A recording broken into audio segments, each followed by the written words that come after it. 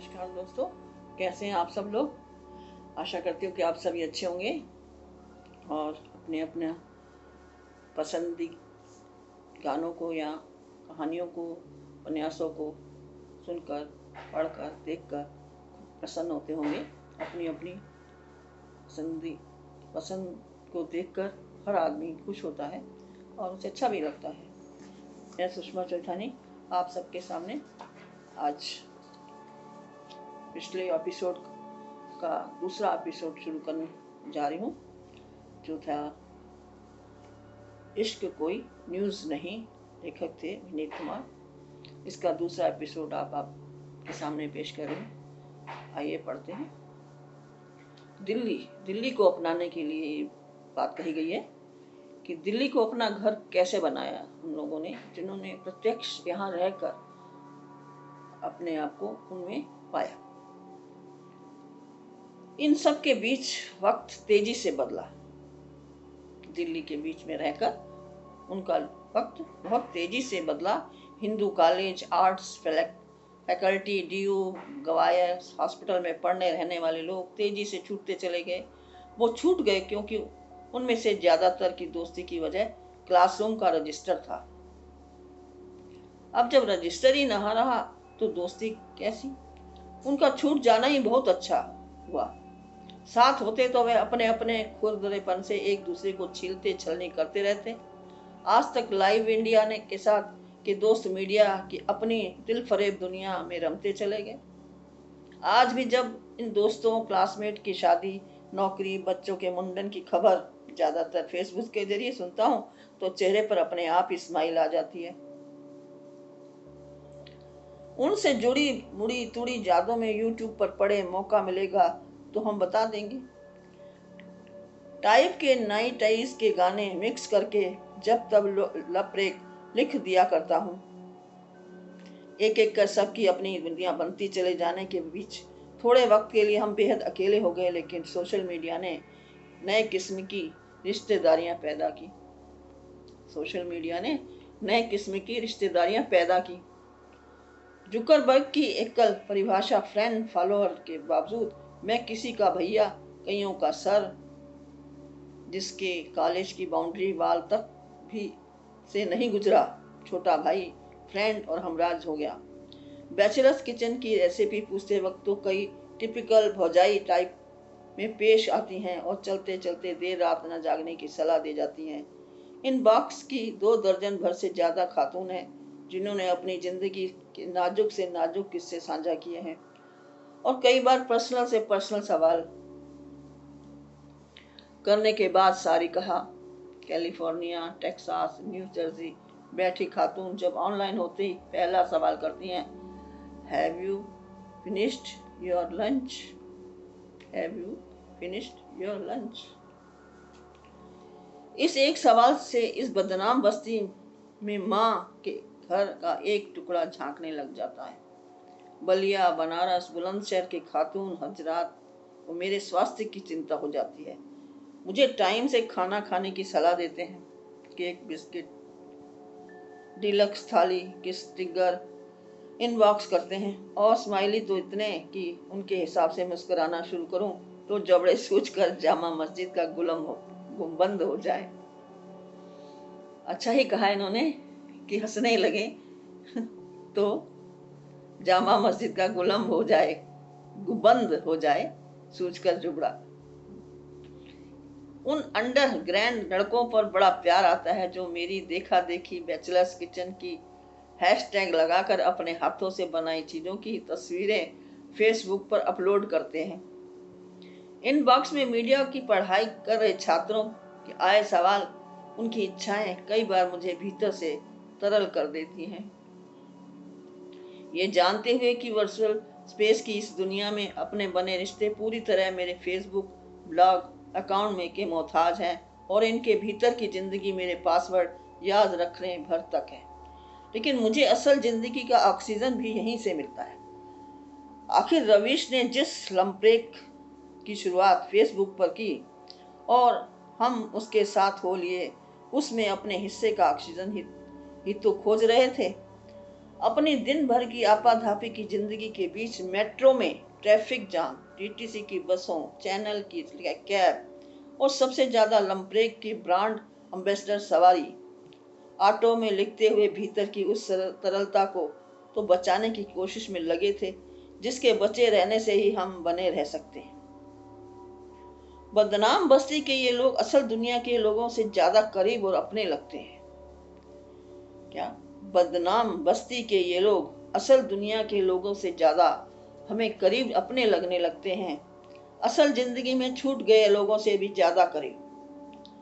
Ravi Ratlami, Anoop sir, आंचल, उन्नति, Dilip Mandal sir इसी virtual space से मिले लोग हैं जिन्हें भावात्मक रूप से अपने बेहद करीब पाता हूं। प्रभात रंजन, विदुकेश, विमल जैसे सीनियर के यहाँ आकर मेरे लिखे को लगातार सराहा। अविनाश मुक्ता, अजय सर, विभा मैम, स्वप्निल, वत्सला, मीसी जीवी सर, नीलिमा, क्षितिज, चित्राकाशी जैसे खूबसूरत जोड़ों से बनी आत्मीयता इसी वर्चुअल स्पेस की दोस्ती से शुरू हुई। रवीश की इश्क में शहर होना,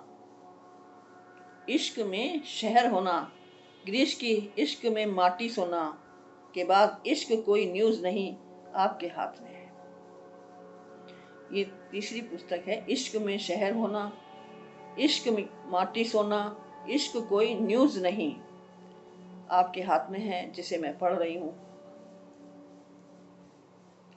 इस किताब में हमने दिल्ली से अपने 14 साल की आशिकी को जिया है, बेहद उबड़ खाबड़ जमीन पर फ्रैक्चर इमोशनल के साथ। रविकांत सर, सम्या मैम, रवीश, नैना, सुदीपी, निरुपम, मिहिर, सुमन, पंकज, स्वप्निल, वत्सला दिल्ली के ये खूबसूरत जोड़े रहे हैं जिनके आगे मैं अपने इन फ्रेंड्स इमोशनल की मरहम पट्टी करता रहा और फिर भी दुरुस्त न होने पर इनके आगे टांग कर भाग गए। ऐसा करते हुए इसके बीच हमने कई थर्ड पर्सन का महसूस नहीं किया। मैं इनके आगे बेहद मैच्योर फ्रेंचाइजाइल शख्स हूँ। बहुत कुछ सीखना है इनसे, बहुत कुछ क्या, पूरी जिंदगी ही। वंदना, पुष्कर, अंकुर, सोसाइटी के प्रभात सर, अमित, बिल्लू और पूनम जैसे दोस्तों ने तो इस शहर में अपने लोगों को होने का एहसास बनाए रखा है। रवीश की इश्क में शहर होना, इस तरह की इस किताब में कुछ भी एक मुश्त नहीं है, न तो इश्क, न ही शहर और न ही इमोशन। सब कुछ पंचोच्छर बेहतरीन, बस इसलिए कि मेरे हिस्से इन 14 सालों में ऐसी जिंदगी आई ही नहीं जिससे गाढ़े रंगों में, शब्दों में व्यक्त किया जा सके। कपड़ों की दुकान होने पर भी मैट्रिक पास होने तक पापा ने कभी भी थान से काट कर शर्ट के कपड़े नहीं दिए। रेमंड्स के टुकड़े की बाह तो विमल की कॉलर, आगे के हिस्से में रीड एंड टेलर का और बैक अरविंद मिल का। टुकड़ों की पहली शर्ट मेरी जिंदगी में आकर चिपक गई, ब्रांडेड लेकिन कट पीस। लेकिन माँ ने परवरिश कुछ इस तरह की कि अभाव की परतें जमाने के आगे उघड़ कर सामने न आई। इसलिए मैं मिसफिट रहे, हम सरोकार वाले पैकेज में अभी तक इसलिए मिसफिट रहे। अभावग्रस्त दिखना माँ के हिसाब से मरीज दिखने से ज्यादा बुरा है। अब ये सत्य है कि अभावग्रस्त दिखना माँ के हिसाब से मरीज दिखने से ज्यादा बुरा है। ये एक जमाने का सत्य, ये मेरा अनुभव है कि आप किसी को अगर अपना गरीब बनकर दिखाओगे तो समझ लो कि आप बहुत ज्यादा बीमार हो। मैं इन सब से बहुत खुश हूँ कि जिस घर में कोर्स की किताब के अलावा कुछ भी खरीदा जाना याशी और पैसे की बर्बादी मानी जाती रही, उस घर में भैया, भाभी, माँ सबको मेरी इस किताब की अलग अलग और एक से ज्यादा प्रति चाहिए। घर में ही कम से कम 1 दर्जन किताब खप जानी है। उम्मीद है कि इश्क कोई न्यूज नहीं पढ़ते हुए सेंट जेवियर्स कॉलेज में पुरस्कार में मिली गोदान और तमस को अपने बजरंग बली की बगल में रखकर नियमित टीका लगाने वाली माँ समझ सकेगी कि किताबों को देवी देवता के आसन पर उतार कर घर में बड़े हो गए रहे बच्चों के बीच बांटना असल भक्ति है। फेसबुक पर ये देखकर खुश होता हूँ कि इसी लंपरेक के बहाने उन दर्जनों चुप्पा मीडिया छात्रों ने रिलेशनशिप जेंडर न्यूज़रूम के दोहरेपन और रोजमर्रा की जिंदगी पर लिखना शुरू कर दिया है। जो क्लासरूम में सिलेबस से जुड़े सवाल पूछने पर भी लाज में मंडी गोट लिया करते थे, मुझे उन दर्जनों तथाकथित सीरियस पत्रकार, लेखकों और शिक्षकों को अब फेसबुक की डेली पैसेंजर बने देखकर सुकून मिलता है, जो कभी हम बदनाम बस्ती के बाशिंदे के करीब आने पर कब्जियत शैली में लिखी फुट नोट्स रेफरेंस जड़ित अपने लेखों से खामखा आतंकित किया। इस खुशी में मुझे उस लड़की की बार बार याद आ रही है जो मॉडर्न हिस्ट्री पर फुट नोट्स बिचौलिए से लदे अपने आर्टिकल्स सामने इस भरोसे से टिका देती कि मैं अंग्रेजी क्या हिब्रू और फ्रेंच में भी लिखी होने में भी पढ़ लूंगा। मेरा लिखा पढ़ने के पहले ही आप तो मेरी हिंदी जानते ही हो, ये लेखक के वर्ड है, कि आप तो मेरी हिंदी जानते ही हो कहकर ठक ठक ठहाके लगाने लग जाती। लेकिन उसके लिए लंप्रेक हिंदी अंग्रेजी की बहस से अलग अचानक बिल्कुल सीरियस हो जाने वाली चीज थी। लंप्रेक पढ़ते उसके उस चेहरे ने मुझे किताब छपवाने के संकोच को मुक्त कर दिया। ये किताब समर्पित तो माँ को है। 60 साल की उम्र, 60 साल की इस नॉन मैट्रिक हाउसवाइफ को, जिसने मेरी तरह मार्क्सवाद फेमिनिज्म का मशीनी सिलेबाई पाठ नहीं किया, फिर भी वह कहीं ज्यादा प्रोग्रेसिव और जीवट वाली है। लेकिन इस किताब की सारी कहानियां रविकांत सर और विश के लिए है। वक्त के साथ साथ ये दोनों मेरी जिंदगी में कहीं ज्यादा गाढ़े घुलते जा रहे हैं। वे न होते तो शहर कब का छूट गया होता, और क्या पता ये चलती सांसें भी। ये कहानियां मिहिर जैसे दोस्त को तो लंप्रेक का पहला आलोचक और अपनी किताब शहर और सिनेमा वाया दिल्ली में बतौर रेफरेंस प्रयोग करने वाला सिने समीक्षक है सॉरी, मेरे आत्तों का आलोचक भी है, जो मुझे जिंदगी में जब तब लुमपुंज होने से बचाता रहता है। फ्रेंड्स का आसिनी मैम का शुक्रिया कि उन्होंने इश्क कोई न्यूज़ नहीं की प्रोमो लॉन्च करने और लंप्रेक पाठ के लिए 16 भेजा मौका दिया। ये लंप्रेक सीरीज के एडिटर निरुपम का शुक्रिया इसलिए नहीं कि साहस को शुक्रिया नहीं, बल्कि मिलकर गले लगाना चाहिए। हिंदी प्रकाशन की दुनिया में एक दुस्सहाय संपादक के तौर पर हमेशा रेखांकित किया जाता रहेगा। और वैसे भी जिस जतन से पिछले 9 सालों से मेरी आड़ी चिट्ठी आदतों को संपादित करता आया है, आगे ये काम फिर भी आसान था। विक्रम, मैं तो बस लिखता रहा हूँ, लेकिन उन्हें तो हर लम्हे को जिया है।